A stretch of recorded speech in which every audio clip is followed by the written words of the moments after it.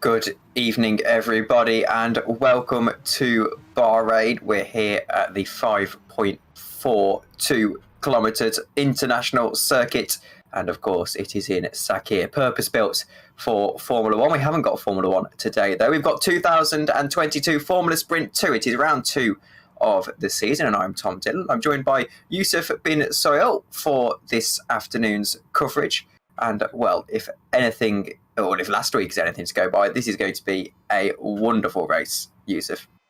I'm really looking forward to it, and one of the biggest reasons, and yes, I'll take the flame right now, I don't think Imola's that good of a circuit to race at. I think it's a wonderful circuit, but when it comes to wheel-to-wheel racing, it's a little bit difficult. Here at Bahrain, as you mentioned, Tom, it's purpose-built for F1. It means it's wider, it means it's easier to get wheel-to-wheel battling, and that's what we're going to be getting today. And I'm looking at three teams in particular who I think are going to be very close over the course of the action tonight. Redfern Racing, Kings Racing, and Alpha Sierra.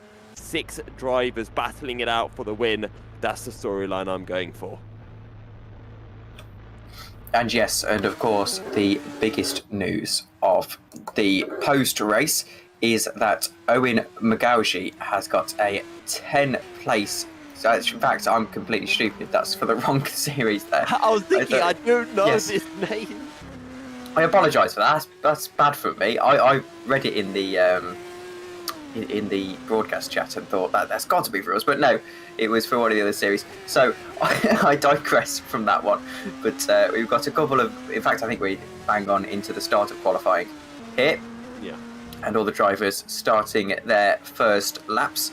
Of course, it's key to get a good start early on in qualifying, especially around a track like Bahrain. There's a lot of room for error, so if you can get a banker lap in early, you can put yourself into good standing when you do get into the latter stages and it does become crunch time. You can sort of give yourself a little bit of leeway with 14 minutes to go.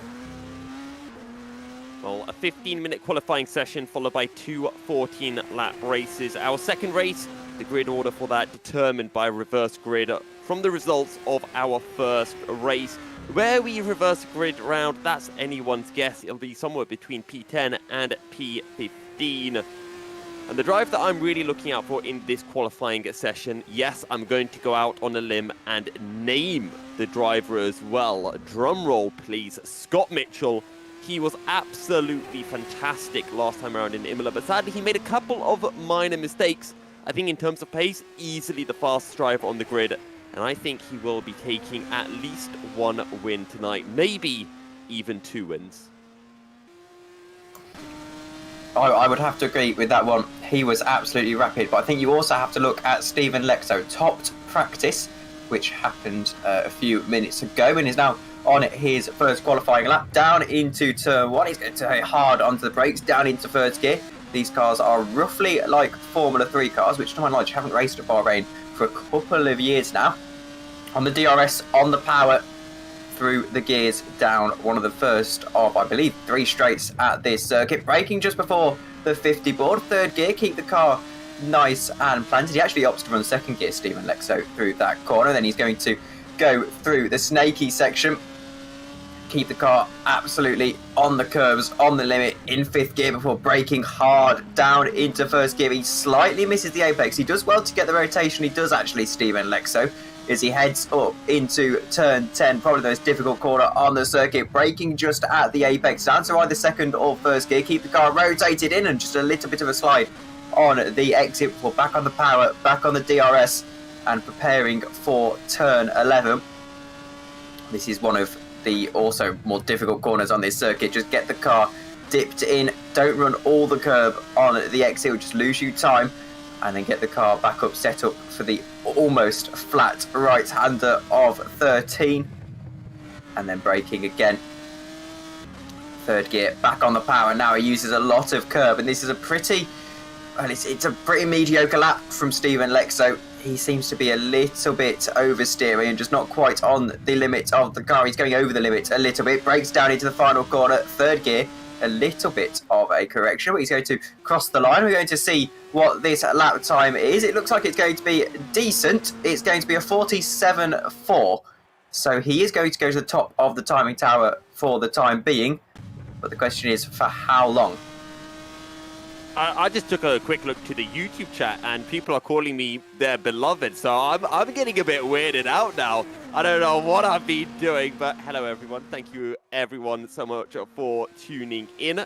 Qualifying, 11 minutes remaining, and currently it is Stephen Alexo who leads the standings and is sitting 4 tenths, or well, it was a few tenths clear of Scott Mitchell, but now it's Massimiliano Riboli who jumps up into P2, just 4 hundredths behind Stephen Alexo. But those times are going to continue to drop over the session as more and more grip gets put down onto the asphalt. And the drivers will continue to come into the pits, continue to put in enough fuel for 1 or 2 hot laps, and then proceed to head back out on circuit to, well, try to nail a lap here at Sakhir. Yeah, certainly. And it is one of the more difficult circuits that we will visit on the calendar. It's very long, Bahrain. Actually, it's very much like Spa in terms of characteristics. It's very difficult to set up a car to go around here, but of course you've got a lot of overtaking. So even though putting a lap together in qualifying might not be the biggest challenge of the season, actually putting together a race can be particularly difficult, especially with how well people can defend. And of course, how well people can attack you as well. Here's Massimiliano Riboli. He was purple in the first sector. He improved again in the second sector. And now he's heading through the final corner. Gets the car turned in. And then is on the power, heading to the line. We'll see what Massimiliano Riboli can do. If he can hem himself back to the top of the timing tower. He can, 147.2. So he's 700th of a second up on Stephen Lexo. I think Stephen Lexo just improved on a lap as well. He just put in a 47.329. Dan Hutt is a driver I want to talk about. He was racing in the GPVWC Academy Series, but he's now being picked up by VMS Sun Edits Racing after a very impressive performance last time out in Imola. And he's currently sitting in P8. In fact, his first sector was a purple for the Dutch driver, but sadly wasn't able to hook up the rest of the lap, so he will remain in P8 for now. Scott Mitchell down in P9. He was, or he still is, my driver to watch out for today after being very, very quick at the Emilia-Romagna circuit. We'll see whether he can convert on that as we ride with Ruben Machete, who makes his way through the long double right-handers and onto the back straight. He does, and he's on a pretty good lap time. I believe he won last week, actually, Ruben Machete. He won the second race, didn't he, at Imola? And it was such a dominant drive. He really capitalised on mistakes and people further back in the field and managed to pick up the win in the end. And he's not on a particularly incredible lap here. It will put him a little bit further up the timing tower, put him much further up the timing tower, actually up into second place for Machete. And he's only 500ths, I apologise, off of pole position. Yep, fastest in the first sector of a 33.084. Actually pretty much a tenth quicker than anyone else's opening sector. So he's finding a lot of time. And I'm just wondering maybe if he's running with a slightly lower downforce setup than some of the other guys out there, because that first sector is essentially 2 straights with a very slow turn 1. So if you are running with those lower downforce setups, it means you get to take full advantage of those straights. And it could be why we're seeing Machete absolutely flying in the opening sector. I find it interesting how much front end the Red Ven racing cars are running. Actually, you saw on Lexo's lap how he's able to get the car turned in. It's almost like he's sliding the car around the corners. And in the real world, you wouldn't class that as fast as Valente goes into 9th position for Valence Sim Racing. Is Luca Gray on a lap. And yes, oh no, he's actually made a mistake, has Luca Gray. But yeah, the Red Ven racing cars making such a huge use of their front end, as we actually see Luca Gray has got a fire at the back of his car. Get the marshmallows out. Yes, I don't think that's exactly how a car's meant to be running down the back straight here at Bahrain, as he'll pull over and get reset back to the pits as we look forward to Luke Mitchell. Really needs to be up there with Massimiliano Riboli, you would say. They weren't quite able to run in tandem, the Alfa Sierra sim racing cars in Imola. And I think that is really the key to success around, well, in this series in particular. Just having your teammate there, able to put pressure on the opposition together. And I'm really surprised by where a few drivers are currently in the standings. Scott Mitchell down in P12, Jack Nichols in P14, Alex Lahou down in P17, and remember, Alex Lahou looked very good in race 2 in Imola. He had a mistake in race 1. I think something happened at the start, and he had to clamber his way through in both race 1 and race 2, finishing P5 in the second race. So I was expecting a little bit more from the pair of them. Also going to give some love to a couple of the academy drivers, or one in particular, and that is Lucas Thielin, who's currently down in P20. And I think actually he's the only academy driver who has got the who's getting his debut Formula Series 2 race. Oh, sorry, no, Szymon as well. It's actually interesting to see Jack Nicholls go into 8th position. I would have thought he'd been off attending to important business this weekend, but apparently not. He's here racing in GPVWC and doing quite well at it. Up in 8th position, the number 29 car. Scott Mitchell is now up into 9th position. It's actually Luke Mitchell, isn't it? They're brothers. And he's up into 9th position.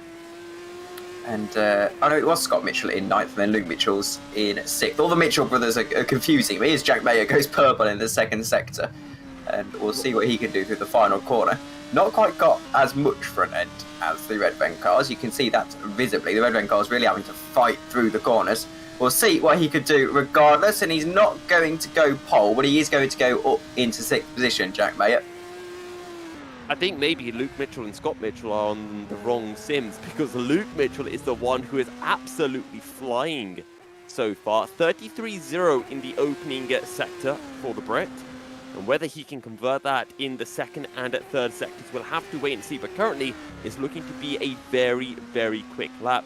And if you exclude Massimiliano Riboli on the top spot currently, you're talking about 1.5 tenths from Ruben Machete in P2 all the way down to Jack Nicholls in P8. And Mitchell has gone green in that middle sector. He has. Here's your favourite then, Yousuf. We'll see what he could do through the final corner. My favourite was Scott Mitchell, so I'm being disproved here. Well, he's on the wrong sim. We'll just go with that as he actually comes into the pits. No! And as you see, Stephen Lexo actually is having a proper assault at the timing tower. DRS wide open, and he is going to go pole position provisionally. Stephen Lexo. We've got Massimiliano Riboli will still want to do another lap, I'd imagine. Szymon for GPVWC Academy down in 10th position. Now, that is probably lofty heights for a team that are, of course, racing in the Academy Series. They're not in a full-time seat. So I'd say 10th is very respectable, especially when he's not got a team for setup support. He's actually able to go all the way up into 9th, is Szymon. And I think it can't be understated how impressive the Academy drivers are doing, are being in this series. As Jack Mayer has invalidated his lap, he's coming into the pits. And Stephen Lexo is not content. He's going to go for another consecutive lap. And that's what we see in real-life Formula 3, isn't it? The drivers can do multiple laps on a same set of tyres. And in fact, it actually often ends up being beneficial. But Lexo really clean through the first sector. He's a 10th up. And we said he's been finding a lot of time in that first sector in particular. And we'll see if he's able to find a lot of time in the second sector as well. We'd say perhaps not. But I'm open to being disproven on that one by Stephen Lexo, as he is faster in the second sector, but he's not incredibly fast in all fairness to him. He's lost a little bit of time, and we'll have to see whether he can do it into the final corner. Well, it's a quick lap right now for Stephen Lexo, and he's currently finding himself 200ths ahead of Riboli. It looks nice and tidy, but will it be enough to improve on his 47.228? It will be. Ooh. It's a 46.9, so he's the first driver to break into the 4060s, and Massimiliano Riboli is going faster, but not fast enough at the moment. He's only going to have probably one more lap after this, maybe two at a push. Is he going to be able to do it on this lap? No, he's not. 47.2, so Massimiliano Riboli is going to have to recollect himself in great haste and get back going again. Right now, if you're not coming out of the pits this very second, you are not going to be making it back around. So Szymon, his qualifying session is over. Can anyone challenge Stephen Lexo? Because that was a phenomenal lap from the Red Ven Racing driver. And maybe Ruven Machete can make it a 1-2, but that opening sector is not that good. So Machete's probably just going to let those tyres cool down a bit and go for one final push. He's got the time. Someone who maybe doesn't have the time is Massimiliano Riboli. He's not on it in the first sector. 4 tenths off even Lexo's current time. And we'll have to see what happens in the second sector for Riboli as well. Here's Michael Tuamala. He impressed last time out, a solid sort of up there in the top 10. And we'll see if he's able to keep that run going. It stays 5th. And I think, really, for Scuderia Cap Clay, that's probably around where they'd want to be. I don't think they have ambitions of anywhere too greater than that. As we're going to take a look further down the field now, we can see Makiusz Sandak for Downforce Sky Electric Racing. Down in 14th, see if he can get into 10th at least and put himself in really good standing for the race. A little bit of a mistake actually through the final corner. And we'll see as he crosses the line, is he able to improve on his lap time? And I don't think he is actually. He was slower in the last sector, but he is able to improve up into 10th position. The checker flag is now flying. We're going to see if Machete, on his final attempt with Lexo and Riboli both into the pits, we're going to see if he is able to steal pole position away at the death. On Sector 1's evidence, perhaps not. Not looking good right now for Ruven Machete. However, Guyon Branton, a new driver in Team RNG, Mikel Tumala, Jack Mayer, all improving in the opening sector. So we still could see late drama here at Sakhir. But Ruven Machete makes his way at the end of that DRS straight into the left-hander, up through the fast left and into the double right. What is that middle sector going to look like for the Red Ven Racing driver? Can he partner his teammate Stephen Lexo on the front row? And that middle sector is not good whatsoever. And Machete will just have to settle for, at best, 3rd place. I think so. You're going to have to do something massive in the final sector to improve on it being 2 tenths down. And oh no, that's definitely not what you want to do in the final sector. Ruven Machete all the way almost onto the gravel. And now Jack Mayo, in fact, is going to have to throw his hat into the ring to see if he can get pole position. It's not going to be. He's going to stay at 6th. So I believe, unless Josh Downard is going to come round the final sector, I believe that is qualifying pretty much finished. Yep, qualifying done and dusted. And it is Stephen Lexo who will take a pole for your first race of the day ahead of Massimiliano Riboli and Ruven Machete. Big shout out to Guyon Branton, who did a sterling job for Team RNG in his debut Formula Sprint 2 race. He's in 4th. But my God, that lap from Stephen Lexo, 3 tenths clear. That's insane. In a championship as competitive as this, 3 tenths is practically the world, especially in qualifying. And look at these gaps. That 3 tenths is able to cover, but the majority of the top 10, which is just so impressive from Stephen Lexo. Well, the question is, can he convert that in the race? Actually, one driver in particular that I'm really looking forward to seeing making their Formula Series debut. Actually, in fact, they might be from a higher series. I don't know if someone can clarify. Is Matthias Harvig. Because I had the pleasure of racing against Matthias in the Academy Series. And Matthias absolutely destroyed everyone on the field. He won by 12 seconds. 12 seconds.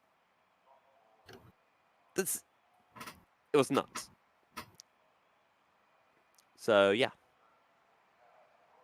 And 12 seconds at Academy is an absolute age. It's especially with how short those races are. As you go to the second page of your standings, it's Tommy Kuvium from Remco Desert, Jakub Kalpasic, and then Scott Mitchell, who isn't quite as the fastest as you said he was, Yousuf.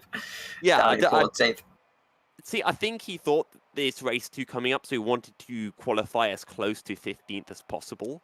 So, sorry, Scott, is race 1 coming up?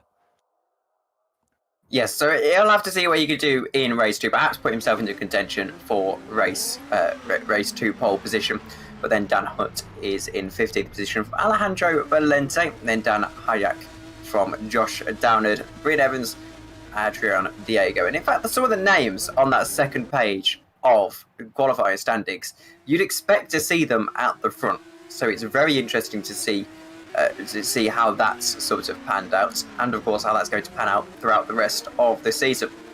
Alex Laho is in 21st position from Lillian Hilliot for servo competition, from Caitlin Penny in 23rd, from Pratica Magnussen, from Lucas Thylin, Maxime Boulou, Justin Rulan, Scott Morris, Luke Gray, and Alex Hallows in 30th position. I don't think I've butchered too many of those names there. I think I've done quite well for my standards. I'm just glad that you're going through it and not me. But now we've got our 10-minute warm-up session before we head on in for the race. That's a very much thing. Yeah, 10-minute warm-up. There we go. 9 minutes. And the grid only separated by 2.4 seconds this time out, and that's quite impressive, I'd actually say, especially when you've got 30-odd drivers. 2.4 seconds around a circuit as long as Bahrain, 5.4 kilometres and 15 turns to make a mistake and to sort of pull away from the people at the back. That's mightily impressive from the back markers in this race. And it's going to be interesting to see how everything pans out, and the key thing for some of those drivers starting further down the field is that they want to be getting into that top 15, because that's when we get that reverse grid for race 2, the magic can well and truly happen. You can find yourself starting on pole, and it can change your entire weekend around. And well, we've seen that in the past, in previous races as well. Whether it'll happen again today is anyone's guess. It saved Ruven Machede's weekend, or I should say Ruven Machede's Tuesday 2 weeks ago at Imola. However, he's going to be hoping that he's involved in no such race 1 incidents. And, well, we said last week there's going to be a bit of a melee at turn 1, and it never quite materialised. It's a much, much tighter turn 1 this time out, albeit a lot wider as well. And I think perhaps we're going to see some fireworks into turn 1, especially as people at the back of the field go for the audacious dive bombs and see if they can make up some positions. And I think actually people at the very rear end of this field have a good chance of making up those positions and getting into the top 15, reverse grid pole contention, and just seeing what they can make this weekend that hasn't started very well for them so far. And I think one big thing to remember is what we talked about at the top of the show when we discussed this circuit here at Sakhir versus the circuit we had 2 weeks ago at Imola. And that's the fact that here at Bahrain, you've got a much wider circuit. The straights are longer, you've got better overtaking opportunities. And one thing we were talking a little bit about during the qualifying session was the fact that some cars are running different aero packages to other cars. Some cars are running with slightly higher front wing, slightly more downforce. My money is on the guys with a lower downforce setting, and that's because despite them maybe not having the optimal setup over a single lap, once we get to the reverse grid, you need to be able to carve your way through the field, and having the low downforce setup can be so critical in assisting you to cut through the pack. Yes, we do sometimes see, actually, particularly in Formula 3 style hardware with the weird aero that they've got. They're very simple, these cars. We find that slower in terms of setup can actually sometimes be faster when it comes to the race. And for the reasons you just mentioned, purely because if you're a rocket down the straights, you can count on defending through the corners. And usually if the field's all bunched up, the 2 tenths that you lose, perhaps through setup, it really just evens out the field and gets all into dirty air of each other. Of course, it doesn't help if you get to the front and you need to build a big gap. That's where it gets a little bit tricky. However, I think if you're in that sort of predicament and you're further behind in the field, you're not really expecting to win the race. Well, it's a fun story with that. Back on my debut academy race a week ago in Turkey, Istanbul, I was running with a default setup because I just don't have the time to be able to grind out and make a setup. And I was going through turns 8, 9, and 10 completely flat. And I think most of the other drivers there had a lower downforce setup, so they were having to lift. And I was just gaining on them like absolute crazy through the triple left-hander. And it's very annoying when you can take a corner flat and the cars in front of you can't, and you have to lift off. It's a real sucker punch. As we see Jack Nicholls on a race run, and speaking of race runs, it's Jack Mayer who actually has the fastest time in the session so far, which I find odd actually, because RaceView also says that Luke Mitchell has just gone faster, so I'm not too sure what's going on there with RaceView, but we'll move on from that one. So Luke Mitchell, perhaps we'll just assume that he's set the fastest time in this session, because these warm-up sessions are a really good gauge of who's going to be fastest during the race. And if Reuven Bichette and Luke Mitchell are actually as fast as we're led to believe from this short session here, then perhaps they're going to be in very, very good standing for the race. And, you know, Luke Mitchell has a little bit of carving through the field to do. He's not starting right at the front of the top 10. No. And his brother Scott Mitchell is not even starting in the top 10, starting all the way down in P14. If I'm not mistaken, I think it's Jack Mayer who qualified in 15th, if I'm not mistaken. So he's got a lot of work that he has to do. Another driver maybe to keep your eyes out for is Dan Hutt, as he had a very good showing last week, or 2 weeks ago, I should say. I always forget that we put 5 weekly races, but it was 2 weeks ago. And he's qualified decently. Maybe he can pull off another good result in his second FS2 race. He may have been given the promotion from the Academy Series, or given the chance to prove himself here in FS2 2 weeks ago. Well, I think he took that chance by the scruff of the neck, and he's now in a permanent drive. Is Dan Hutt, which means the pressure is already on the GPVWC career ladder. Try and say that 5 times fast. Is not the most Should we try it? Well, maybe after the stream, but try. I think it makes for some good warm-up entertainment. But yes, it's one of the more high-pressure environments around sim racing, without trying to make it sound too serious than what it is. But obviously, you've got the pressure of the career ladder and all the drivers in Academy who are trying to get to your seat. And you want to move up the career ladder, because you forget about it. A lot of these drivers are quite young, and they don't really have 5-6 years to get up the career ladder, because they'll be going to things like university and things like that. So they really want to make their mark as soon as possible. You say young drivers. I'll have you remember that Mihailo Vincentievich is on the track, and they are about 60 years old, I think. I remember this being discussed in the first round of the championship, and I've forgotten the exact age. I do remember us saying that he was the oldest driver on the entire career ladder. So, yeah, I don't know. I just thought that was a fun fact, and I'll throw it in. Mission accomplished. I've heard something about that before, but I'm thinking more, and I can't think of examples right in this grid right now, but a lot of the drivers are quite young and will obviously want to keep doing GPVWC, but at some point school's going to get busy. So perhaps they're trying to get up the career ladder as soon as possible, as we see Renko Dazoo for Spark Racing Team. But of course, for some of them, it won't be their ambition. These aren't in the same way that Formula 2 and Formula 3 are. They aren't exactly junior series. I don't believe it's if you're the champion, you can't race again. See, I'll be honest with you, Tom. If I was a Formula 3 driver, I wouldn't want to go up to Formula 2, because when you're a Formula 3 driver, you get to race at Macau. You can't do that in Formula 2 and Formula 1. Therefore, Formula 3 best series. Yes, but you could go to the GT3 cars, which are arguably better than all of them, and race at Macau as well. Yeah, I'll accept that. I'll take that. As long as Macau is on the calendar. Or Bathurst. Can you imagine Formula 1 cars at Bathurst? That'd be so cool. It'd be absolute carnage when they make their way through whatever that sequence of corners is called at the top of the hill. Well, I think the issue you've got is that Bathurst, there's not really much place for runoff because it's a sheer drop cliff, as we see Dan Dan Hajek going through sector 2. And he's 3/10 off the fastest lap in practice so far. I say practice is warm-up, really, isn't it? And whether we'll have time to finish the lap or not, I don't know whether the race director will decide to just skip to the race session before everyone has a chance to finish their laps.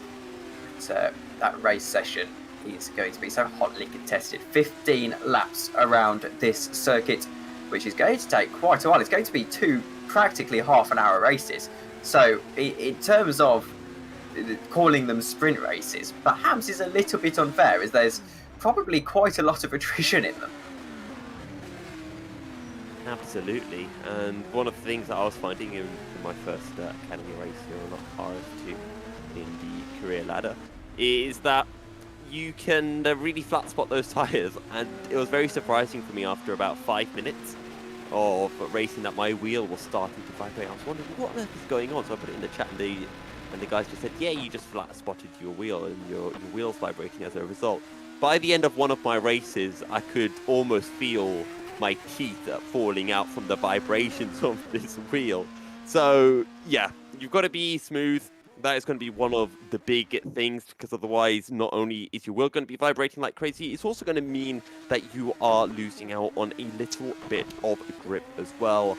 Fast, smooth, consistent, that's the name of the game, whether that's sprint racing, whether that's endurance, and maybe a little bit of aggression, especially once we get to that second race of the day, when we get the reverse grid, and cutting your way through the field is what becomes incredibly important.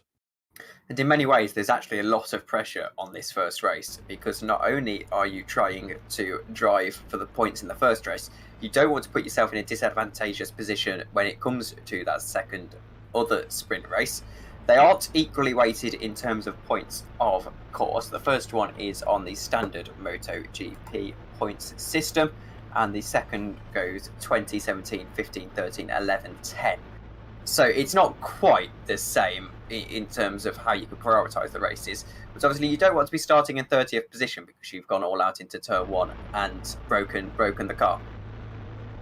You remember like 2 weeks ago when we did that whole thing about, you don't want to be starting in the middle of the pack because you could be involved in accidents. I'd much rather start at the very back so I can't get hit in the rear by anyone. Well, I mean, if it's me, I think I wouldn't have a choice as to whether I'll be starting at the back or not in this series. Oh, don't sell yourself that short. I know you're quicker than that. But well, we can see leading the field away is your pole sitter, and this will be a formation lap, of course, before the race. And it's at Bahrain, so the tyres won't take too much to get up to temperature as we go to the starting order. It is Stephen Lexo on pole position ahead of Massimiliano Rivoli. If you give us a moment, we've got a little bit of technical hiccups. Massimiliano Rivoli in second position, Ruben Machete and Goyon Branton in third and fourth position for Red Ben and Team RNG. Further through the field, Mikhail Tuamala is in fifth position, just pushing the podium a little bit. Jack Mayer in sixth position from Luke Mitchell from Jack Nichols. Akish Heiler in ninth position from Matthias Sandak from Tommy Kruvian from Remco de Zer from 9th to 12th. And then rounding out the points is Jakub Kalbasic, Scott Mitchell, Dan Hutt, Alejandro Valente in 16th position. And keep an eye on Scott Mitchell, we know he's very, very fast. Dan Hajek is in 17th position, just outside the points. Josh Downard in 18th position. Adrian Diego is the first of the BMS cars in 19th. And then as we move through the grid a little bit, 21st is Leon Halliot, Caitlin Penny in 22nd, Petka Magnusson from Bryn Evans in 24th. And then as we get to the back of the grid is Lucas Thailand from Maximum Bulu, from Justin Ruan from Scott Morris, Luke Gray, Alex Hallows, Grisson, and then finally... No, you've got to say the first name for Aurelion Grisson. Oh yes, Aurelion Grisson. Then Mihailo Vikenčuvić, I think. Vicentijevic. Vicentijevic, there you go. I do apologise to the viewers. That's the first time I've read that name. It's quite. It's learning how to pronounce foreign languages badly with Tom Dillon and Yousuf bin-Suhayl. Oh yes, it's been a staple of my commentary for many years now, and probably something I should put a concerted effort to work in on. And in all the pressure, I accidentally also incited that Dan Hutt was not the first of the VMS Sun Edits car down in 15th position. If I didn't mention that, I could have probably got away with it, but anyway, I'll own up to the mistake as we now wait for the grid. And, well, the 60-year-old, as Yousuf says, is taking his time getting to the grid as we now wait for the lights. 3 red lights, 4 red lights, 5 red lights. And it is lights out, and away we go for round 2 of the season in Formula Sprint 2.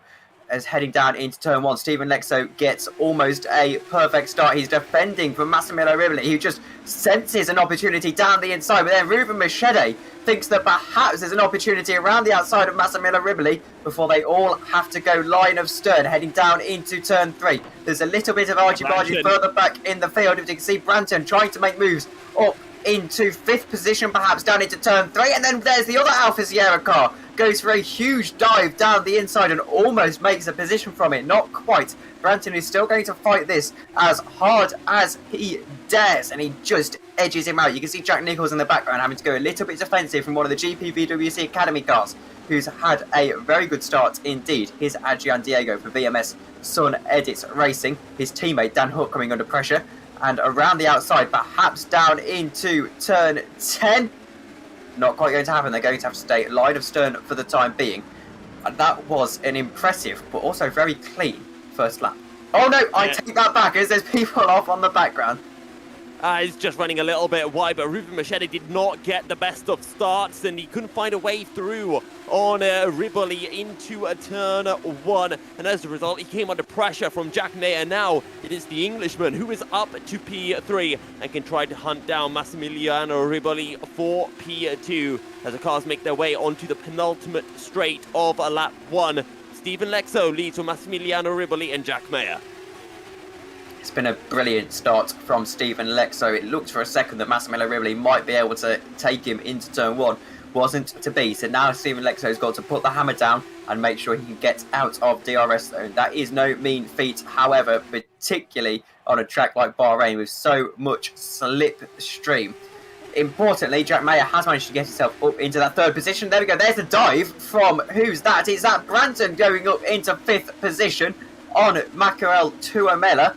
And he's made that move pretty audaciously, but he's also made it stick. Tuamala now around the outside, down into turn 3. And Branton's just going to have to go a little bit defensively here. And you can see he just edges out the competition. There's not a lot of room to overtake around the outside there, as we've seen in the real world as well. It's quite a difficult corner to formulate an overtake on. If you look further through.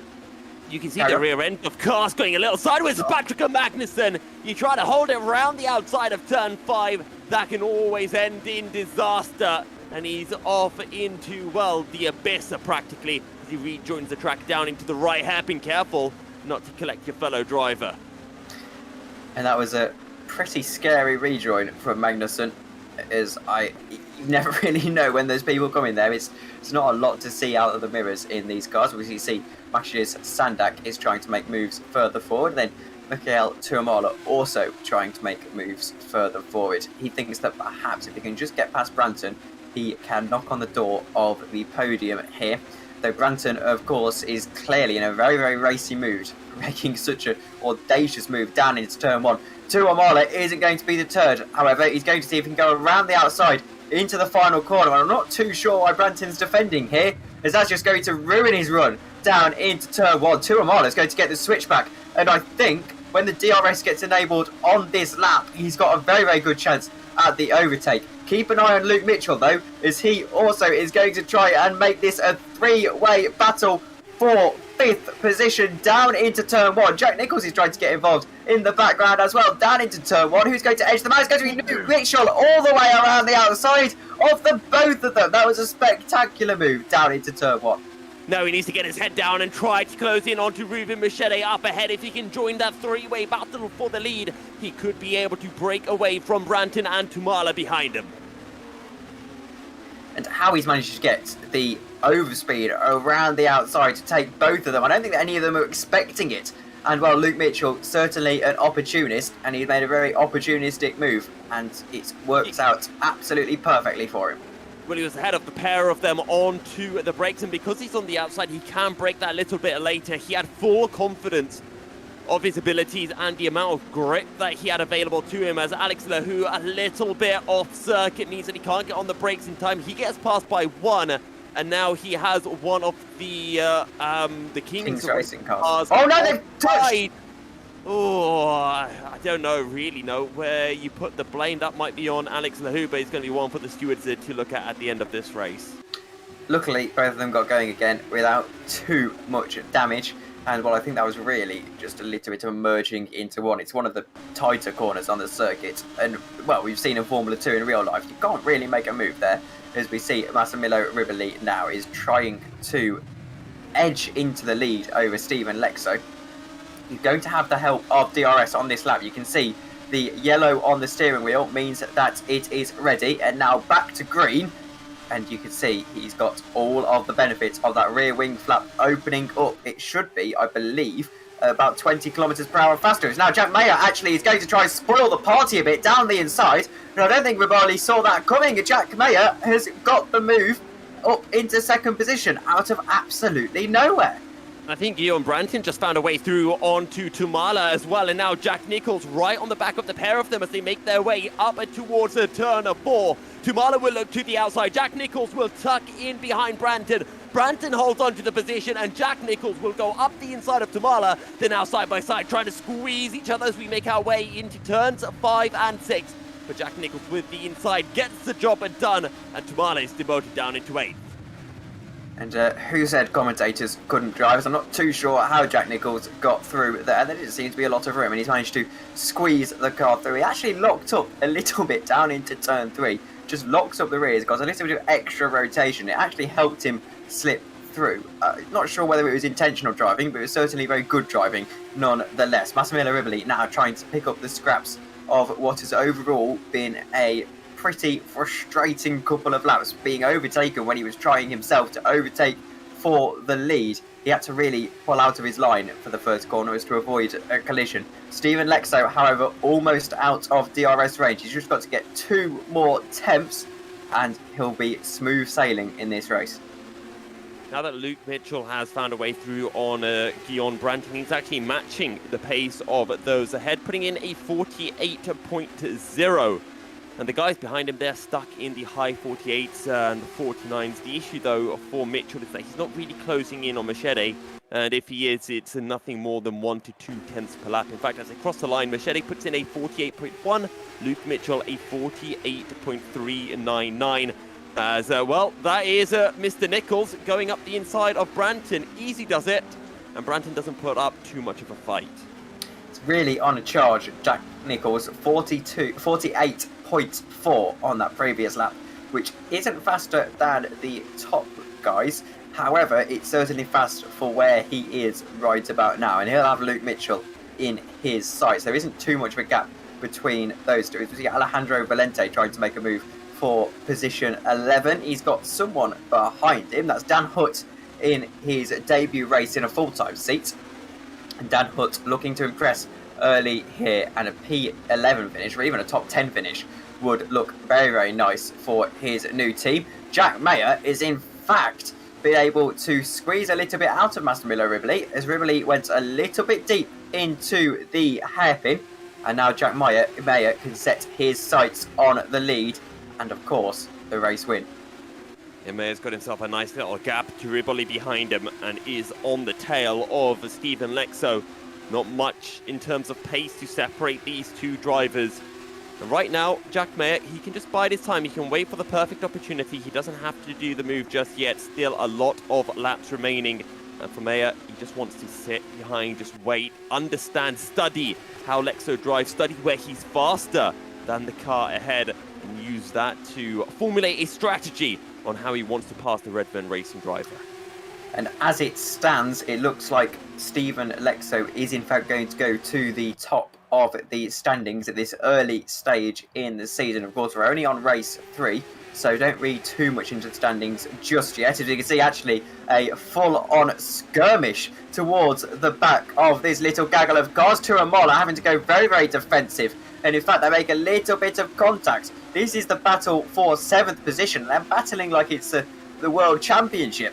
As you can see, Tuamola really under pressure from Branton, Hyler and Kalpasic behind. Branton's going to go to the outside, but Tuamola is going to have to cover him off a little bit. Well, he seems to have this controlled. And I just want to clarify one thing. That's Tuamola making the move on Branton. He was behind Guyon Branton coming into this lap. So now the Scuderia Cap Clay car has found its way through and can try to tag onto the back of Jack Nicholls and close in onto Luke Mitchell in P5. There's 2.5 seconds from P5 to P6 currently. This race is not disappointing. We're seeing battles further through the field, and we're seeing battles for the lead start to form. Stephen Lexo is currently feeling pretty cool under the pressure, and Jack Meyer is still trying to push him for all he is worth. It's 7/10 of a second.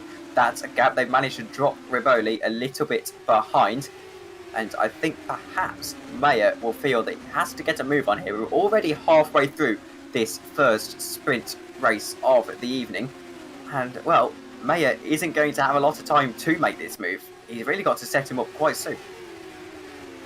I think there was a move a little bit further down. Lucas Thailand finding a way through on Bryn Evans. That's for P16. So Thailand getting close to that critical P15 spot where he will then be within range of making a move.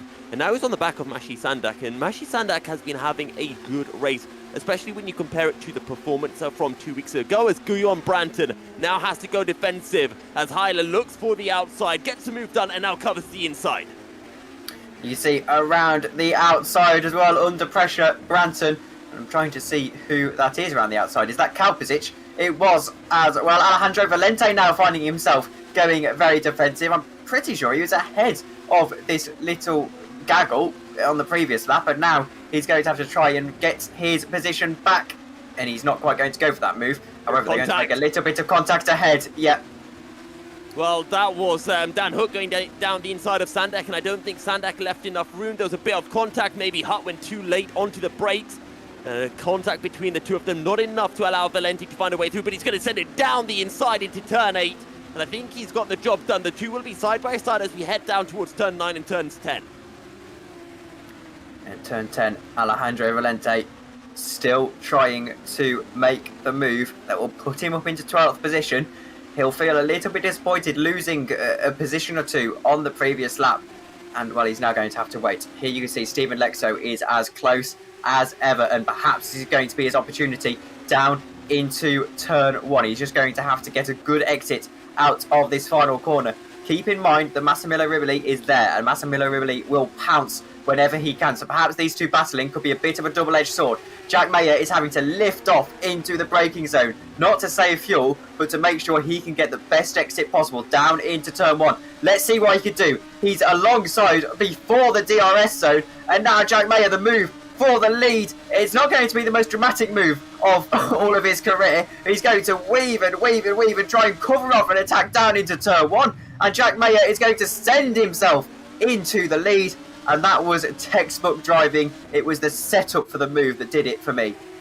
Stephen Lexo, though, have enough slipstream to have a go back at Jack Mayer up it towards turn 4. Jack Mayer will stick on the outside, and that means Stephen Lexo can go down the inside. Can Massimiliano Riboli take advantage of the pair of them, because Stephen Lexo is back up into the lead, but the pair are side by side as we head down towards turn 5. Lexo on the inside, Mayer on the outside. It becomes the inside for turn 6, and they are still neck and neck as we head down the hill towards turn 7. Stephen Lexo in the red Ben racing car with Jack Mayer in the black and green top esports car, and it's Mayer who's got the inside into the double left hand, and Massimiliano Rivoli almost runs into the back of Lexo, but it is Jack Mayer who continues to lead as we head onto the back straight. That was some incredible racing, and that was perfectly fair as well. Stephen Lexo down into turn 11, not going to make that move. It would have been audacious, and perhaps it's better to wait for turn 1. All of a sudden, it's like a plug coming out of a bath. All of the water now is rushing in this race, and it's really opened up. We're going to see a lot of battling, and well, a bit of a stretch, that analogy, I'll admit. However, Stephen Lexo will really fancy his chances. He won't be deterred by being overtaken. He knows that a lot of that move was the DRS, and he'll feel that he has the better pace. But I think Stephen Lexo knows that Jack Mayer is a little quicker than him, so he can't let Jack Mayer start to stretch out a gap. He has to fight with everything that he has got under him to put Mayer under pressure and try to get back in front of the top esports car. He's going to look down the inside towards turn 1. Is he brave enough on the brakes? Yes, he is, but look in the background. Ruben Machete closing in, and now we've got a four-way battle for the lead as Lexo holds it around the outside of turn 2. That was a good move, but he's going to have to go defensive. He's got the DRS because of where the activation zone is placed.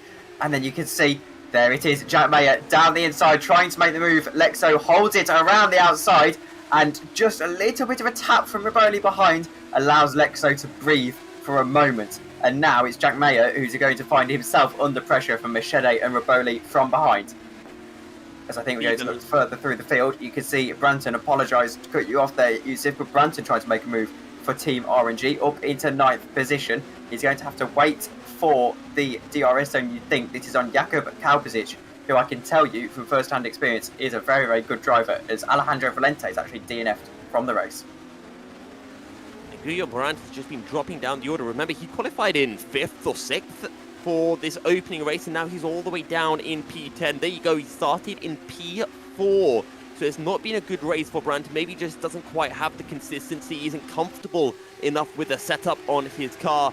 But meanwhile, at the sharp end of the field, Stephen Lexo has reclaimed the lead. Ahead of Jack Mayer, Massimiliano Riboli, and a Ruben Machete. 1.5 seconds separating the 4 drivers. In the background, you can see Luke Mitchell. He hasn't actually been able to take too much advantage out of this, and has actually fallen further back from Ruben Machete over the past few laps. Jack Mayer now is going to try and go for the move down into turn 1. He made this move, it was against him on the previous lap, and now he's going to try and make the move himself down into turn 1. It's a real ding-dong battle, and in fact it's not even going to be fought by Stephen Lexo. I think he let that happen, perhaps to snatch the DRS down this straight. If he's managed to get the DRS, which he has, that is perfect gamesmanship from Stephen Lexo. He knew exactly what he was doing there, and now down the inside, is he going to be able to hold on to his position as they're so close on the squeeze? And Massimiliano Riboli perhaps feels that he can capitalise on this scrapping, as anyone in the top 4 could win this race at this stage. 10 laps into the race, 4 laps to go. Well, it is Jack Mayer who leads once again, but can he pull a gap from Stephen Lexo? Further down the field, that's Lucas Thylin making a move on Josh Downard for P15, the final spot for that potential reverse grid. And at the moment, it is the Academy driver who holds on to that honour. Whether he'll get pole in the reverse grid race, we'll have to wait and see. But for now, Jack Mayer is making his way into the long sweeping left-hander, and he's got Stephen Lexo hot on his heels. The Red Ven racing driver not allowing any air to get between these two cars for when they eventually make their way onto the start-finish straight, and critically, that DRS straight. And it'll be interesting to see if we see any games with that DRS detection. It's down into the braking zone for turn 1. In fact, Massimiliano Riboli really isn't hanging around. He already teases Stephen Lexo with the move down into the final corner of this circuit. And now you can see it's like a snake down into turn 1. Everyone has DRS on each other, apart from the leader, of course. To the outside, Stephen Lexo on Jack Mayer. Massimiliano Riboli is going to make it 3 wide, and Ruben Machete is ready to make anything of this he can. Stephen Lexo sweeps around the outside and just is pipped at the post by Massimiliano Riboli. That is a crucial move in this race, and now Jack Mayer is going to have to find himself defending from Massimiliano Riboli now. As in fact, Stephen Lexo was the one who gave everyone DRS on that straight. It critically means that Jack Mayer is able to defend from Massimiliano Riboli, and you can already see there's a little bit of a gap from Jack Mayer to Riboli as they make their way down into the S's. Can Mayer hold on to this position? Look at the rear end, locking up under braking from Massimiliano Riboli. He's pushing so hard to try to stay in touch with Jack Mayer, but I think Mayer has done it. I think he's got enough of a gap that he won't be under pressure from the Italian behind him. And in fact, it's really a double-edged sword, because Massimiliano Riboli, whilst he is now up into second, he's probably in less contention for the race, as he just maybe hasn't got the pace on Jack Mayer, and it's just going to cost him. He really ought to, and perhaps in hindsight, just stick behind Stephen Lexo and hope they take each other out. However, I think that would go against everything that you're supposed to do in racing cars, but Massimiliano Riboli will not be deterred, and I'm sure he will make a mighty move down the next pit straight. He's still under pressure from Stephen Lexo, who really isn't hanging around. They're really eager to make these moves, are the top three. And look at Ruben Machete, just there, just ready to pounce if anything does go wrong. And now, look at how much they are weaving down this back straight, just trying to falter the top speed. I'll get my words out eventually. Stephen Lexo down into turn one. This is a key move for his chances in this race on Massimiliano Riboli, and they almost make contact. There is absolutely zero room on this racetrack, and Massimiliano Riboli is able to hold on to the position by the barest of margins. And now I don't think there's enough extra pace down into turn three. Stephen Lexo has to agonisingly settle as Ruben Machete is trying to make the move, but I think he's going to let his teammate back through. Yeah, Ruben Machete knows that he doesn't have to battle with his teammate, but Stephen Lexo is desperate to find a way through on Massimiliano Riboli. He can see that Jack Mayer is quicker, and Jack Mayer is starting to stretch out a gap. Sure, there's only half a second, but if Stephen Lexo battles too hard with Massimiliano Riboli, he might find himself in second, but he will no longer be in DRS range to Jack Mayer. And it's a game of cat and mouse. You've got to play it so smart if you are Stephen Lexo, but we're on lap 12 of 14. You don't have much time left. If you're Stephen Lexo, you've got to go for it. It doesn't matter how hard Massimiliano Riboli fights, you've got to make the move. And our guys need to lie down after this race, at least the drivers. And Massimiliano Riboli, 6/10 behind now. When Stephen Lexo was 7/10 ahead of the field, we saw that he was able to hold on to that lead. He was able to relax. He had the breathing room he needed. It's not going to stop Jack Mayer with 2 laps to go at the line. It's not going to stop him weaving and going defensive and trying to just not make the move come from Massimiliano Riboli, though he knows it will come, and especially under the DRS. Let's see what's going to happen. Massimiliano Riboli perhaps just a little bit too far back. We've got the best seat in the house on board with Stephen Lexo's number 55 Red Ben racing car down into turn one. I don't think there's going to be enough speed. And no, they stay in line of stern, and Massimiliano Riboli, he almost spins, and he's done well to keep it under control, actually. And well, Stephen Lexo was either heart in the mouth or very excited for a second there. And I don't think anything's going to happen into turn three here. They're just way too far back from each other. It's going to be a big final lap. Can I give a quick shout out to bin-Suhayl, who just put in a 47.79? That's 2/10 quicker than anyone else has been in this race. What a lap from the Academy driver. That's one way to prove yourself as he's trying to close in onto Jack Nicholls. Whether he can get a move done, we don't know. We've got to focus on this battle. I'd say the battle for the lead, but it is truly the battle for second place. As Stephen Lexo, remember, he was leading this race, and now he's down to P3. He's seeking redemption, and he's seeking Massimiliano Riboli's P2 spot. And if he can get the move down into turn 11, he might have a chance at the win down the back straight. Not go by the pit straight, I apologise. Not going to happen. Massimiliano Riboli keeps hold of the position. So we're now going to go into one of the most hotly contested final laps so far this season. In fact, the most hotly contested final lap in the 3 races we've had so far.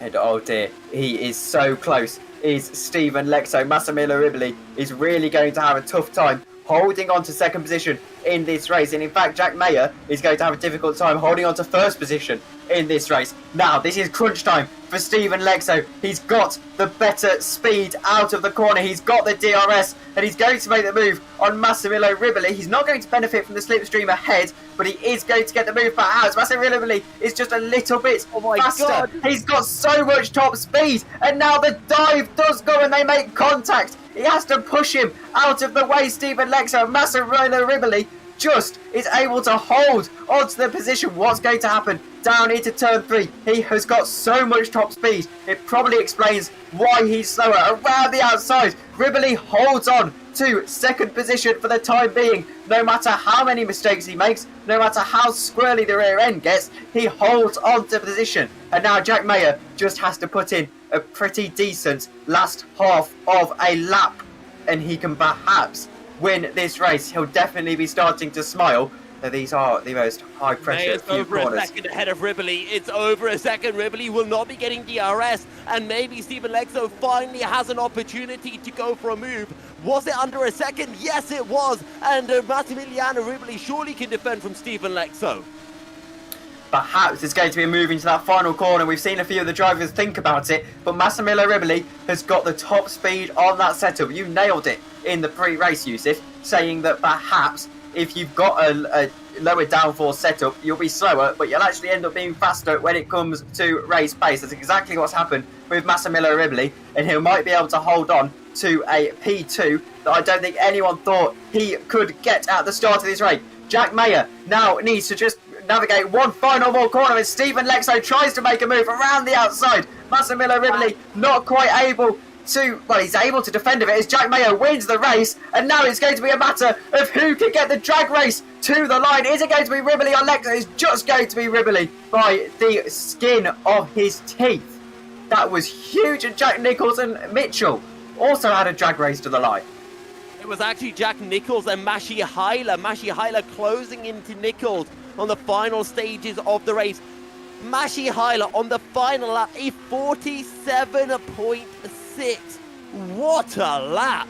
Absolutely incredible. Josh Downard will take the final spot in the final points paying position of P15, and is critically within that reverse grid range. But what a battle we saw for the lead. Riboli, lesser downforce on the setup, but also critically, he was in the slipstream of Jack Mayer. And when Stephen Lexo went for a move on Riboli down the inside into turn 1, he had slipstream from no one. And that's what allowed Riboli just to gain that extra bit of top speed and critically hold on to that second place.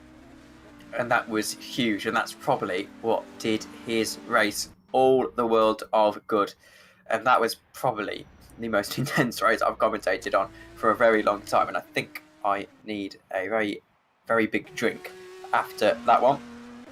We'll go to your race results, and then I think during the warm-up session we'll have a quick break so we can all get a drink and sort of get back together afterwards. Jack Mayer wins the race, of course, for top esports. Massimiliano Riboli just holds on to second position by the barest of all margins. Stephen Lexo in third position. He'll feel a little bit hard done by. Just didn't have the race today. He did have the pace, but didn't quite get it in the end. Maroon Michele in fourth position, from Luke Mitchell in fifth, Jack Nicholls in sixth, and then Szymon in seventh, Tuamala eighth, Jakub Kalpasic ninth, and Dan Hutt in his debut in a full-time seat in 10th.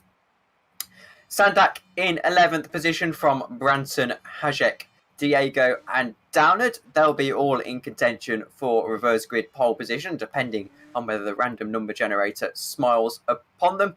Lillian Hillert for servo competition in 16th position from Lucas Thylin in 17th. Maximilian Belo in 18th from Tommy Kuvian in 19th. Scott Morris is in 20th for Team RNG. As we move on to the final two pages, it's Scott Mitchell in 21st position, Luca Gray in 22nd, Alex Hallows 23rd, Alex Laho, Caitlin Penny and Magnussen are 24th through 6th, Justin Ruan in 27th, and then Mahayo Vincentovic in 28th, Renko Dessert in 29th, and then Aaron Gridson finds out the top 30 and then the two DNFs, Bryn Evans and Alejandro Valente. I'm not too sure I can call it the top 30 when there's only 32 people on the grid, but we'll move on from that one, as I can see actually in incredible haste they're already updating the standings on the website, on the spreadsheet, pardon me. That's incredible dedication, that is. As we're going to go to a quick break, of course, to go and get a drink and recollect our thoughts. We'll be back with you in about 10 minutes' time.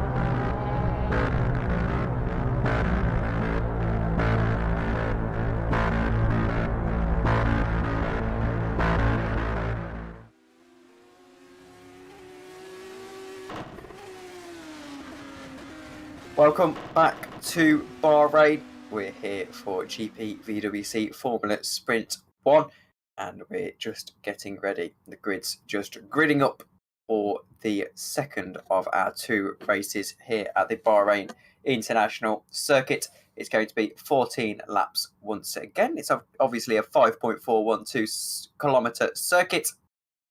And 1 to 14th is going to be reversed in this race. There's a lot of 14s I'm beginning to notice, as I've still, of course, got Yousuf bin-Suhayl alongside me. And, well, if the first race is anything to go by, this is going to be something very special indeed. Absolutely, and that opening race, oh, what a battle we got to see. And the thing is, because we've got the reverse grid, it means that our race winner will be starting down in P14. And we've got some really quick drivers that are going to be trying to cut their way through the field. One little mistake and, well, all of a sudden, those people at the very front will get more time to stretch out their legs. And it's all about being as decisive as possible with your overtakes for these reverse grid races. And the crucial thing as well is the fact that it's a much wider circuit than Imola last time out, which means that the people towards at the back of the grid, your sort of, your Massimiliano Rivali's, your Mayers, they're going to be able to cut through the field a lot more effectively than they would do if it was a track like Monaco or even Imola to an extent. Adrian Diego is on pole position, and we'll get your full grid run through in a moment. But I can tell you that it is Diego on pole position for VMS Sun Edits Racing, their first pole position of the season. And if I'm not mistaken, they're a new team to the career ladder, which would put them as their first ever pole position in GPVWC. I might be mistaken on that one, though. Well, I'll be honest with you here, Tom. I don't know. So I'd love to be able to answer the speculation. I'd say yes. Is my guess. I think you're right on that. But yeah, Adrian Diego, Dan Hayek on that front row. You know what? I think this is a Guillaume Branton win. I don't know why. I think we've seen a lot of pace from him. And we didn't see much race pace in the previous race, but I think he'll get things together for this second race of the day. Well, I disagree. I think Stephen Lexo is going to win from 12, and that's my outward guess. And it should be mentioned to the chat that is completely outward and shouldn't be taken seriously. As Adrian Diego is on pole position from Dan Hayek in second, Guillaume Branton in third from Maciej Sandak in fourth, Dan Hutt in 5th, from Jakub Kalbasic in 6th, Michael Tuamala in 7th, and then the Academy driver of bin-Suhayl in 8th. Jack Nichols is in 9th for Kings Racing, from Luke Mitchell in 10th, Ruben Bichette and Stephen Lexo in 11th and 12th. Top 2 in the first race, Massimiliano Rivali and Jack Mayer start 13th and 14th. Josh Downard in 15th from Lillian Hillert in 16th. 17th is Lucas Thylin, and then Tommy Kuvalin in 18th. Scott Morris and Scott Mitchell round out the top 20. Luca Gray in 21st position for Spark Racing Team. Alex Hallows in 22nd. 23rd is Alex Lehoux. 24th is Caitlin Henny. Patrika Magnusson in 25th from Justin Ruyen in 26th. And then it's Vithin Chuvik in 27th from Renko de Zer in 28th. 29th is Alion Grisson from Bryn Evans from Alejandro Valento. And I believe we've lost one, unfortunately. It's a big rip. We're down to 31 drivers. I could be very cruel and say that with a 30-plus car grid, we probably won't notice the absentee, which is harsh, but it is true, and we're going to be keeping our eyes very firmly placed on a couple of drivers, the likes of Stephen Lexo. He'll be eager to right the wrongs of race 1, but Jack Mayer, very quick. Another driver to keep your eye out for is Szymon. Remember, he got the fastest lap of anyone in race 1, and by a margin too. Surely he's got to be your dark horse, the academy driver starting in P8. Here we go, on board for the final time with Remco to do it as he gets to his grid. Of course, they have to manually place the grid in this game, but the grid is formed now, and we wait for the lights. We do go to 3 red lights, 4 red lights, 5 red lights. And it is lights out, and away we go. They were held for a little bit longer than on the first race, and it is a almost perfect start from Adrian Diego down into turn 1. He's going to find himself under a little bit of pressure around the outside from, I believe, that's Dan Hajek. And Dan Hajek through into the lead of the race almost, but he is just edged out. He is just edged out in the end, actually. It's Guillaume Branton who gets a really good run coming out of a turn 2, and now he's actually going to look for the inside. Guillaume Branton might be leading coming out of turn 4. He's side by side with Adrian Diego as we make our way down towards turn 5 and 6. Does he keep his front nose in? No, he's got to back out of the move, but Branton's up to P2.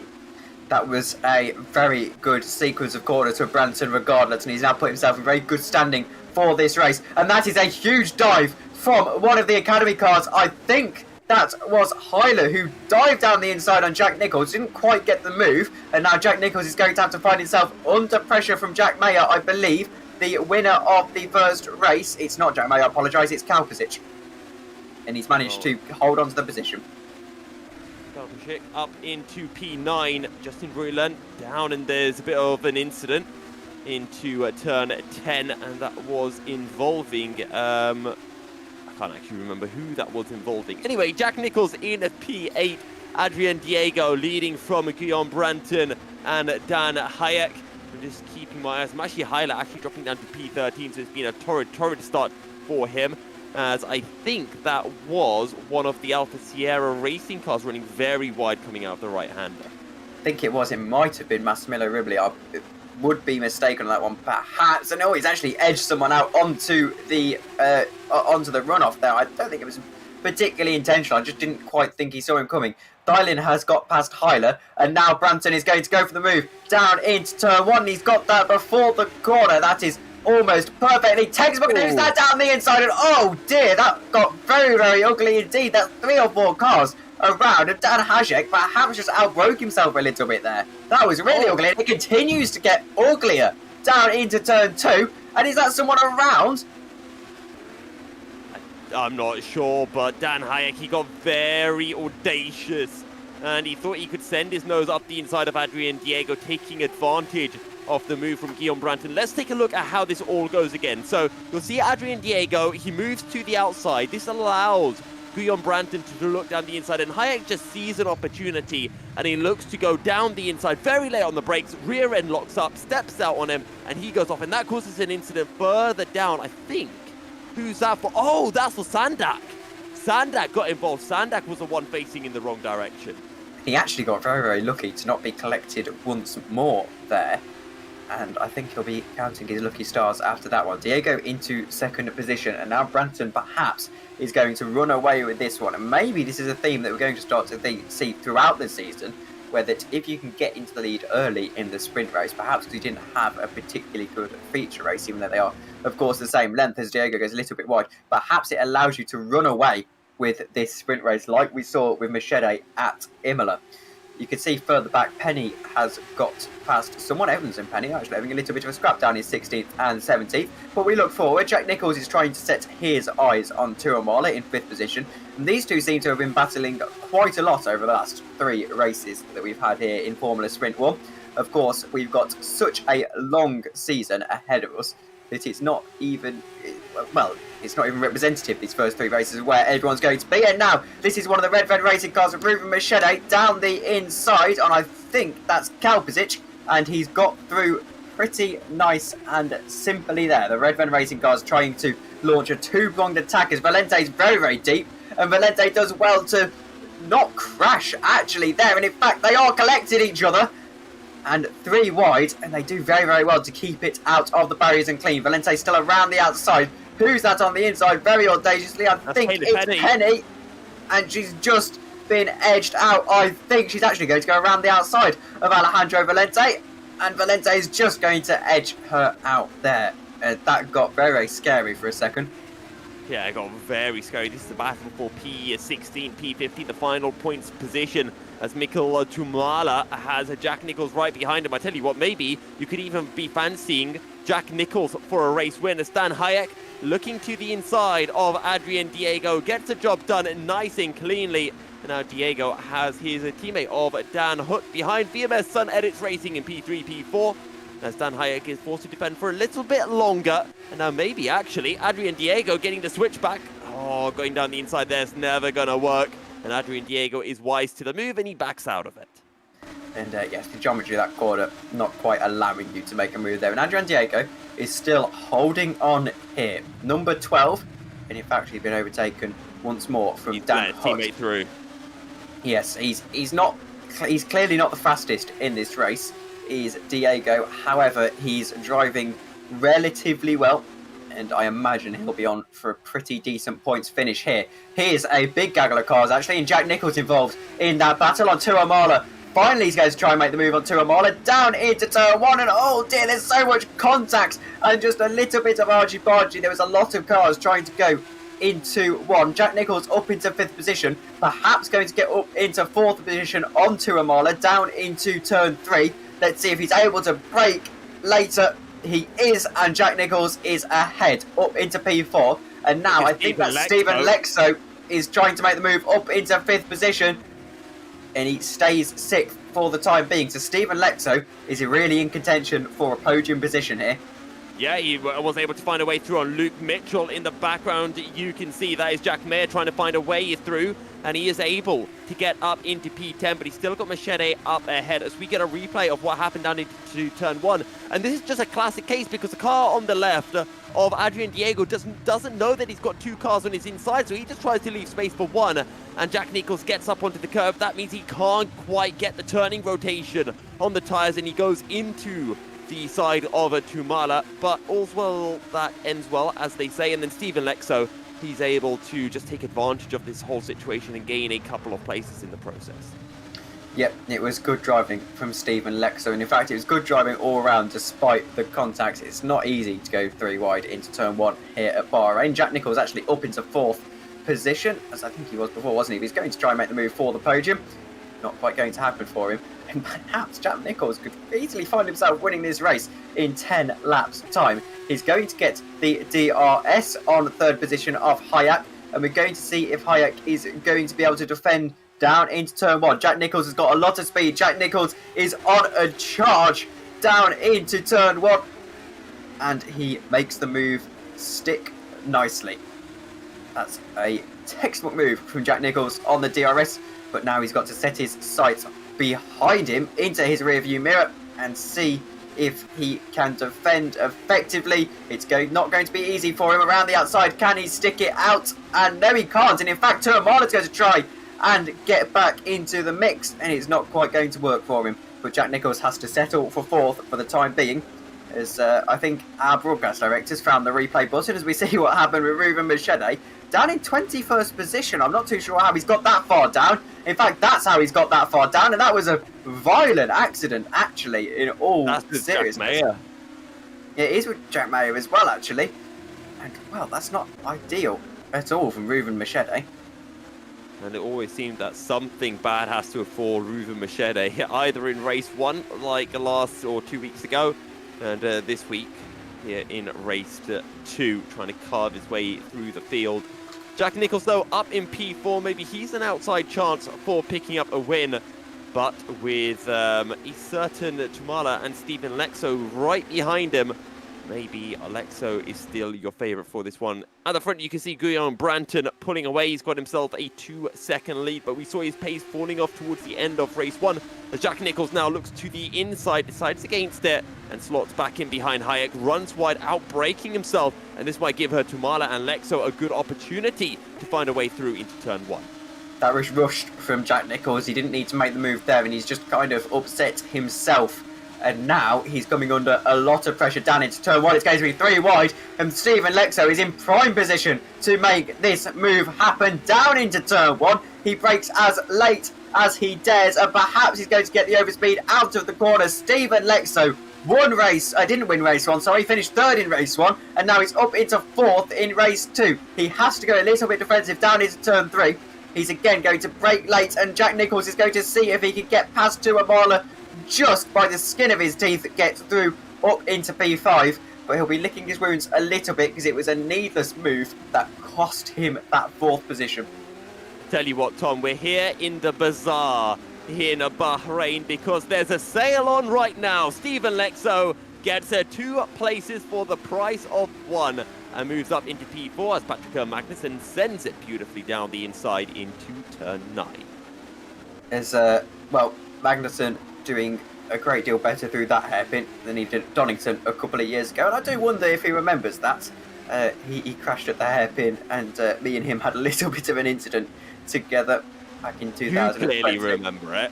As Massimiliano Rivoli through into turn 11. Yes, because I remember we joked about it after the race. It was quite a funny incident, actually. And neither of us were in contention, so there was no harm done. Dan Hutt is going to try and make the move in the VMS Sun Edits car. Perhaps their strategy of swapping the 2 cars around is actually going to pay dividends here. He will have the DRS down this big pit straight.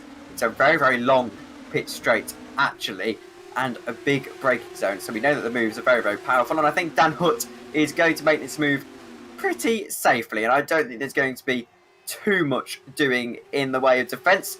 And there you go, Dan Hutt through into the lead of the race. Stephen Lexo through into 3rd position, perhaps, and then Jack Nicholls wants to have a go into 4th position, and Jack Nicholls just edged out once again. He can't quite get the braking performance in that car, but now he's actually got the overspeed. There was a little bit of a mistake from Hayek, and now Jack Nicholls down into turn 3. Is he going to be able to make the move? He's going to have to brake very, very late indeed, and no, he's just a little bit too far back, and actually a little bit squirrely on the exit as well.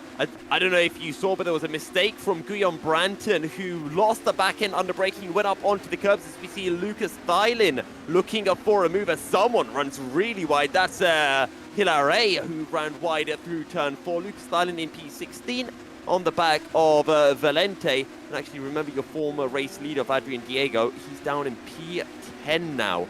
So it's not been good for him, finishing P15 in the opening race. But Dan Hutt leads by 1.8 seconds to Guillaume Branton, with Stephen Lexo a further second behind. And we're halfway through our second and final race of the day.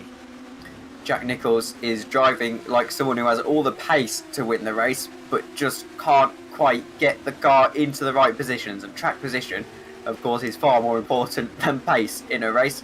You can set the fastest lap in 30th, but you don't get any points for that. As Stephen Lexo now is driving like a man who has the pace to win the race and has the craft to win the race. He's going to try and make a move into 2nd position down this big back straight.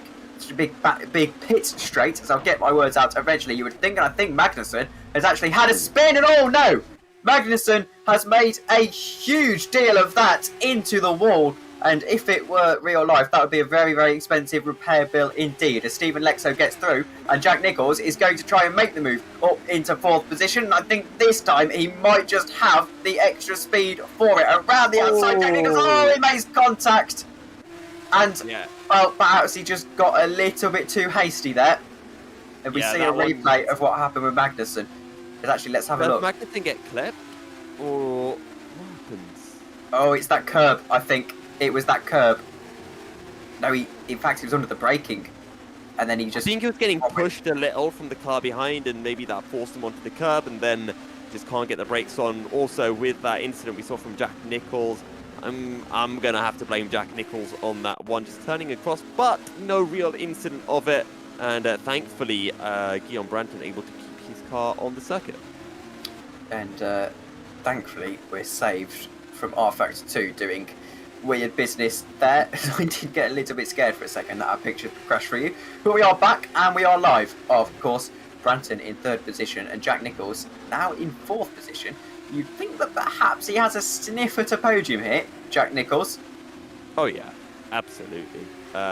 He was able to overtake Branton in the previous race. Why can't he do it again? I want to know who your money's on, Tom. Stephen Lexo or Dan Hutt, as Jack Nichols looks for this move on Branton. We'll move to the outside.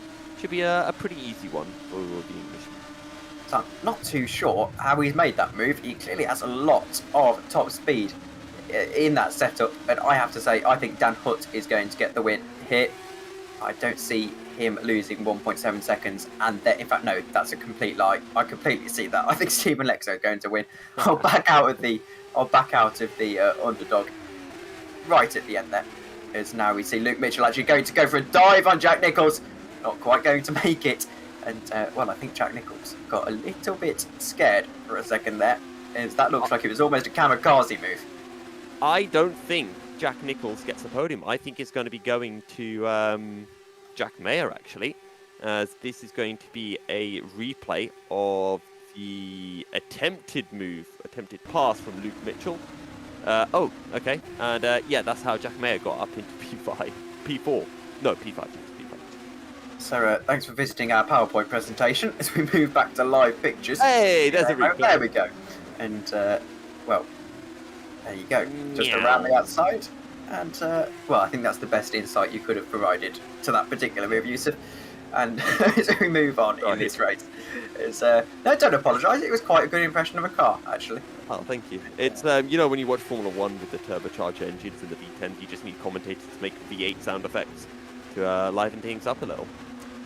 It's a disappointing. Go ahead. You've probably got something more important to say than me. It is important, I guess. Stephen Lexo last time round 0.7 quicker than Dan Hutt, and the gap between them just over a second. Now, I have a question for you, Tom. If you're Dan Hutt, that's an Alpha Sierra car going off in the background, Massimiliano Riboli. If you are Dan Hutt, do you defend from Stephen Lexo to try to get your first ever FS2 race win, or do you let him go so that you don't hold yourself up and have more chance of getting P2? You defend like hell for the race win, is what I would do, as we see Luke Mitchell actually trying to make the move on Jack Nichols. Perhaps the move for the podium. Luke Mitchell down into turn 1, and we've seen this move almost every single lap of these two races. He makes the move, and Jack Nichols can't really fight that at all. As we're going to go to a replay. Yeah, a lovely replay. So this is how Riboli had his incident. I reckon he gets a wheel up onto the curb when he jumps on the brake, back end steps out. Okay, yeah, so, well, it wasn't under braking, he just understeered and then power on the sandy stuff. Oh, no. Okay. I'm going to hope Riboli had a look to his right and made sure that there wasn't any contact. Because Ruben Machete is trying to make his way back up into the points of paying positions. And he's up into P17. He's got Quavenin just up ahead and Josh Downard right behind him.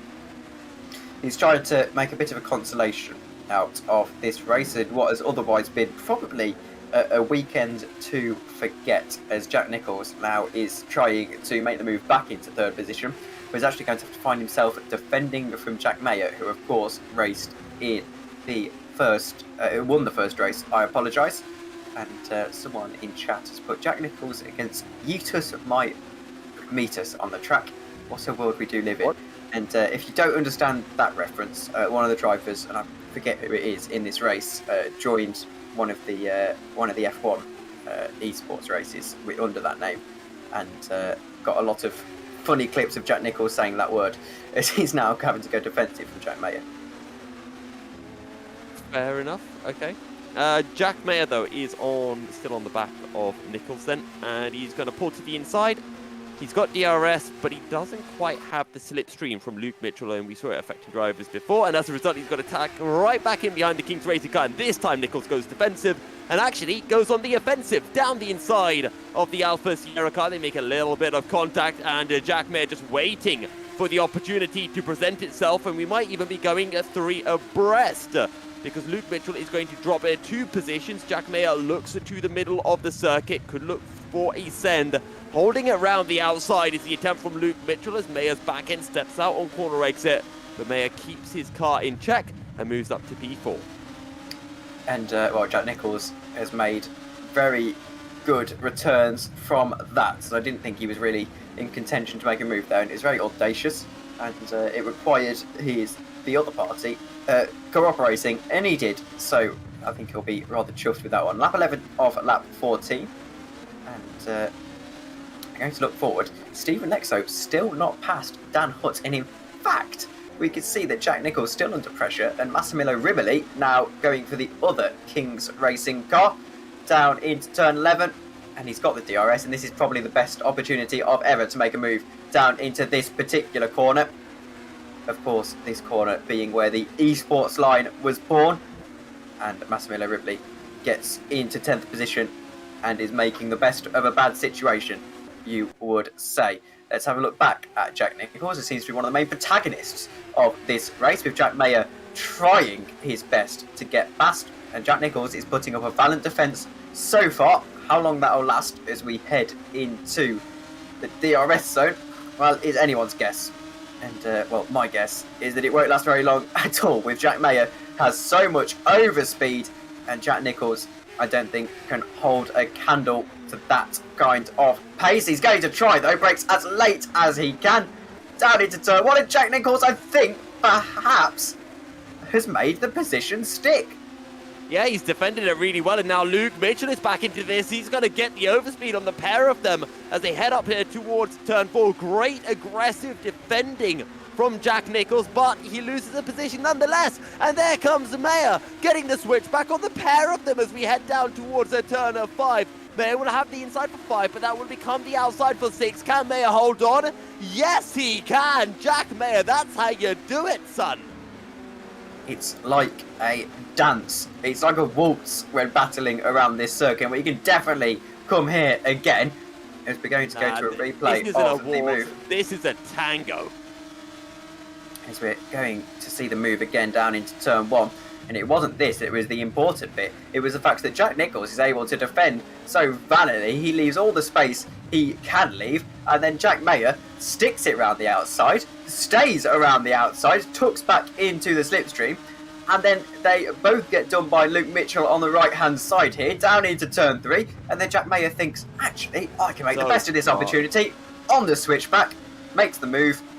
And, well, he's up into 3rd position. That was awesome. And as it says on his car, cry about it. And I think that's what Luke Mitchell and Jack Nicholls might be doing after that one. Great stuff from Jack Mayer, really showing his class and his racecraft. And Stephen Lexo looks for the lead. Down into turn 1. And this is going to be the move. Stephen Lexo has waited for the race win all evening long. And now he seems to have got it. Great stuff from Stephen Lexo. Will Dan Hutt be able to defend it? He's got no pressure from behind him, as Jack Nicholls might get one last shot at contesting as we have a battle. Dan Hutt trying to stick it around the outside of Stephen Lexo, but unable to do so. Maybe he can have a go on the back straight, pardon me. Down into turn 10 could be an opportunity for him as they head into the hairpin of turn 7, and in the background, Jack Nicholls still in P4 with Luke Mitchell behind him. And Jack Nicholls has tried all he can for podium in this race, and it doesn't seem to be working for him, as Renko Tazu has been overtaken for P18, I believe. So number 18 isn't quite going to get 18th in this race. In fact, we've only got a lap and a half left in the race, and this one has gone much, much faster than the first race, I have to say. It's been almost as exciting as well, as Dan Hutt is really going to hold on to what will be a well-fought second position.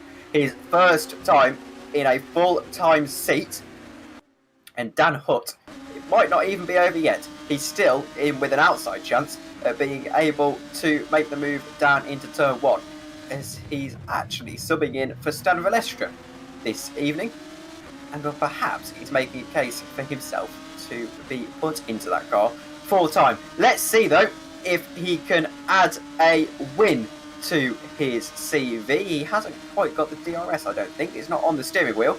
The speed would suggest that he has, and perhaps down into turn 1 he's going to go and make the move. Not quite. He thinks better of it, because remember, Dan Hutt, he will settle for second position. It's just that... Oh, Nicholls has found a way through on Mayer in the background. They're side by side as they head through turn 2. Holding it around the outside is Jack Mayer. He skittles over the curb as well. Just keep keeping an eye on Dan Hutt. You can see them up in the foreground. Lexo holds on to the lead, but can Mayer hold on to P3? And the answer is yes, he can. But Tumala and Luke Mitchell right on their heels, and there is going to be fireworks heading down into turn 11. And yep, Jack Nicholls is not going to give up on this chance for a podium so easily. He's driven so well in this race, but so is Jack Mayer. So has Tumala. And it looks like Stephen Lexo is going to get the race win. But Jack Nicholls has got one more DRS zone to try and see what he can do. And well, we're going to see what he can do. DRS wide open now. And this is the last opportunity to get third position in this race. He's going to be in the slipstream all the way, and perhaps he's not quite going to get the speed. It's going to be Jack Mayer, surely now, who's going to finish third position in this race. Stephen Lexo will almost certainly get the race win, and Jack Nicholls is going to have to settle for fourth position. As, I thought Mayer went wide for a second. Sorry to jump across you there. It's okay. And Jack Nicholls now has got a final straight to try and make the move, and I don't think it's quite going to work for him. He's not quite got the speed. It is going to be Jack Mayer in third position in the race, but not before Stephen Lexo takes the race win. Dan Hutt takes a very respectable second position, and Jack Mayer finishes in third. Jack Nicholls will feel very, very disappointed indeed with fourth, but he drove well regardless. Dan Hayek in seventh position, and you can see the cars streaming afterwards. Scott Mitchell in 10th, so not quite where you predicted him to be, Yousuf. Yeah, we don't talk about that one. Scott Mitchell just not quite showing the same pace that he had at Imola 2 weeks ago, but Stephen Lexo has been absolutely impeccable today. What a fantastic drive in both races for him. Absolutely, and to have the disappointment of the first race, only to bounce back, capitalise on his competitors, and well, I believe he's going to be into the lead of the championship after that one. Absolutely. 2 back-to-back race wins will certainly do that for you when you were in second, and your championship rival of Scott Mitchell finished, well, practically outside the top 10 in both races, as someone wanted to join in with Stephen Lexo's donut. But Stephen Lexo says, I don't want to do donuts with you, and then returns to the pit. Bit rude. And yes, well, we're going to go to the race results when they eventually decide they're going to load. You have to understand the RFX 2 overlay can be temperamental at the best of times. And, well, perhaps we're not quite going to get the race results for you in the end. So, you can obviously check the website and the standings for that one. And I think we might as well jump straight into the interviews if that's not going to work, because we do apologise for that. As we said, R Factor 2, let's just say, doesn't have the most impeccable documentation when it comes to working with the overlays. Well, let's drag a few drivers in for some interviews, I reckon. And let's start with the man who's come straight from a race win, straight from some donuts. Stephen Lexo joins us in the commentary box. And Stephen, third and first, you've got to be happy with that. Well, I was really happy with my qualifying lap, first off. So with these cars, it's so difficult to get a good lap together, and that one it was just 1/10 behind the best I said in practice, and this is incredibly hard with this car. Race 1 was a bit disappointing. I think I had the pace after lap 5 to win, but unfortunately I just wasn't able to explode within the first few laps and get out of the DRS. So that one was quite powerful, but the racing has just been... I'm just thrilled, to be honest, after that second race. 12 to first. Some amazing battles, some double overtakes, so much side-by-side racing with all those guys. When I remember to last season when the racing wasn't that good around Bahrain, but this year was just amazing. As you can certainly say that again. So we're only in round 4, so we can't really talk about the championship this early in the season. Well, race 4, I apologise, round 2. But we can't really talk about the championship just yet, but you are leading it regardless. And surely you have to feel that perhaps this could be your year. Well, as I said in Imola, I don't really look too much onto the drivers. I'm just very happy that we should be leading the constructors now, as Kings Racing had quite an interesting round. I was quite what's the word? It was quite Surprised. unexpected. It was quite unexpected to see Scott Mitchell that far down, as he was having quite a good straight line speed setup around Imola. So I thought he was going to be very strong here, but I don't know. He just seemed to not get running. So for the moment, I'm just really happy for the team, and at the same time, sorry that Reuven was hit in race 2. He had some great pace as well, played the team game in race 1 and had bad luck in the second race. So thank you very much, Stephen Lexo, and hopefully we speak to you next week, in 2 weeks' time, I apologise, after an even better race. Well, I don't think that I can beat the second round here that fast, but yeah, thanks, and I hope everybody enjoyed watching. I certainly did enjoy driving. Thank you very much. As we'll move on, that was Stephen Lexo. We're going to be joined in the commentary box by Dan Hutt. Dan Hutt, sorry to drag you in so abruptly, but welcome to the box. And, well, it's your first race in a full-time car. However, Not actually. Of course, you were subbing in. So perhaps you'll feel after that kind of performance that you're deserving of a proper full-time seat. Well, I've driven 2 years ago, so I've done my laps here at GPC, and back then Formula Challenge, of course. But yeah, I'm really pleased with the result. P2, race 1, P10, so good points for the team both races. Made a little mistake in the last corner during race 2, so that cost me 6/10. Otherwise, maybe I could have fought for the win still, but yeah, I did my best. So, of course, you impressed in Academy. You've impressed here as well. What's your plans for the rest of the season then? I'm hoping to stay full-time with VMS or a different team, but VMS is currently my option because I drive for them, of course. So I hope I can continue there. I've heard I could do multiple races already, so that's good to hear. And that's currently my vision on the future. And well, thank you very much for joining us in the coverage box. And well, we hope to speak to you again at some point in this season. Yep, I think so. I hope so. As that was Dan Hutt, and I don't want to be rude. Reuven Bichette is currently screen sharing, but we're going to drag him in to the commentary box. As Reuven, I apologise if I've cut you off reviewing some incidents there, but commiserations for race 2. You drove very well in race 1, but talk us through what happened there in the end. Yeah, in race 1, pace was really good.